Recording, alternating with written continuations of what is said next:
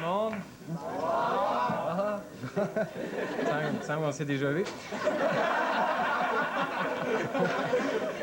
Bonsoir, les gars. Bonsoir, Luc. Bonsoir, Daniel. Ça va bien? Ça va très bien. Ça va bien. Oui. Bizarre, quand même. Alors, remarque que ça se peut. Ça se peut que ça aille bien. Ce soir, pour ouvrir l'émission et se rendre au premier commercial, surtout,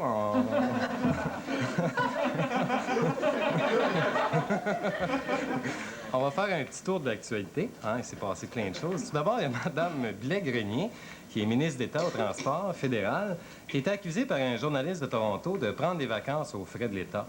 Mais c'est complètement faux. D'ailleurs, elle nous a appelé à frais virés de Cuba là, pour démentir toute l'affaire. Ça n'a vraiment rien à voir. Elle travaille très fort. Il y a aussi l'histoire de la baleine hein, qui s'est perdue dans le fleuve. C'est un peu normal. C'est très mal indiqué dans ce coin-là. Hein. C'est un peu difficile. Mais elle a échoué sur un banc de sable, finalement. Elle est morte. C'est un peu dommage, mais ça a fait l'affaire de l'ex-ministre, M. Fraser, qui, lui, va la mettre en canne. C'est marché.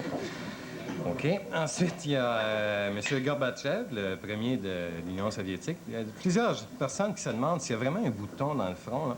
Effectivement, c'est un bouton, mais c'est un bouton un peu spécial parce que ça commande la force de frappe atomique de l'URSS. Alors, imaginez une journée là, qui oublie quelque chose puis il fait ça comme ça. On est fait, hein? Ça sera pas long. Aussi, il y a le service des parcs de Montréal qui a décidé de retirer ses gondoles et ses pédalos parce que... C'est pas à cause de l'hiver, c'est parce qu'ils ont aperçu des hommes grenouilles français dans le coin. Là. Alors, c'est un peu...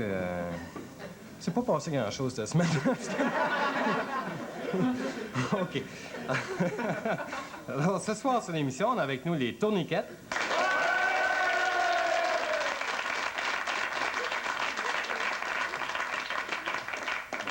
Ça, c'est drôle. Ensuite, il y a le groupe Air Jazz.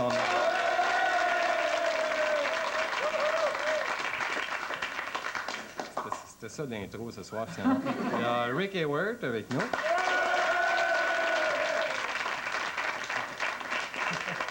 Alors, Gérard D. et...